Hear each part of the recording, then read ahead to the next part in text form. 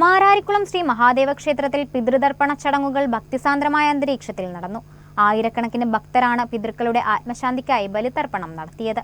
ക്ഷേത്രത്തോട് ചേർന്ന പ്രത്യേകം സജ്ജീകരിച്ച പന്തലിലായിരുന്നു തർപ്പണ ചടങ്ങുകൾ നടന്നത്.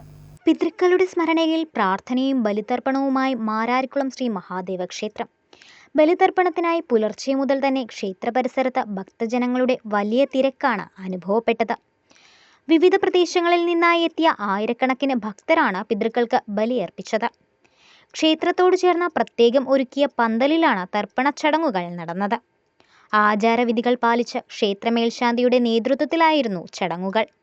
ഭക്തരുടെ സൗകര്യം കണക്കിലെടുത്ത് ബലിതർപ്പണ ചടങ്ങുകൾക്കായി പ്രത്യേക ക്രമീകരണങ്ങളും ഏർപ്പെടുത്തിയിരുന്നു.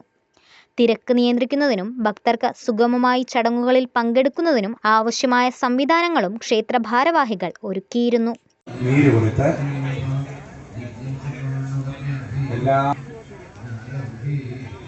അത് കഴിഞ്ഞാൽ എല്ലാവരും എള്ളും പോകുന്ന നനവും കയ്യിലേക്കെടുത്ത് എല്ലാ മനസ്സിൽ നല്ലതുപോലെ സ്മരിച്ച് വംശത്തിനും സന്തതി പരമ്പരയ്ക്കും നമ്മൾ പൂർണ്ണ